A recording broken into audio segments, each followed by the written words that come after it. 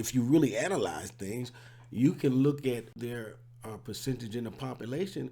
They represent a pretty high amount of politicians throughout our American political landscape. I'm talking about from sea to shining sea.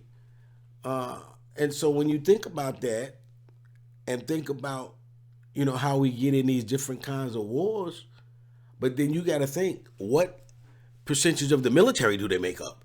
In other words, you can be in a position to make a decision on starting wars, but then you don't send your sons. You know what I'm saying? So this is something that was really popular back in the early to mid 20th century, asking these questions that, if people are in a society and they don't fully participate in terms of military participation, then there's something to question.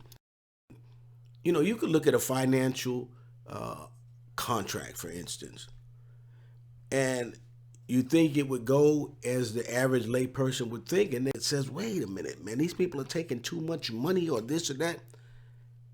And you go to them and they say, hey, shit, you didn't read the fine print?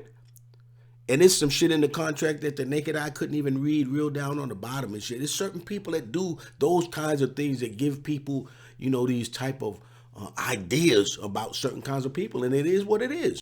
But it's something that this has to come out, and you got to start facing that. You look at universities, and you see a lot of participation by people. That means that the politics that starts coming out, especially again, if it's from sea to shining sea, the politics becomes a certain slant, maybe a certain liberal slant, even coming from, your most established and esteemed universities. If you've got a certain participation and these people kind of permeate those sectors, it is what it is. I hear Ye, and I definitely hear my brother Kyrie as they hold their ground on what their belief is on that. And of course, you ain't expecting these highfalutin niggas in Hollywood to say shit. Man, these motherfuckers got so much at stake in terms of, mainly material shit. But you in America, you rather live with material shit than be broke. And so these motherfuckers ain't giving up no materialism, just to make a point that the Jews control this and that. They know that shit, but they like, man, fuck that shit. These niggas ain't gonna support me, if these motherfuckers would break me.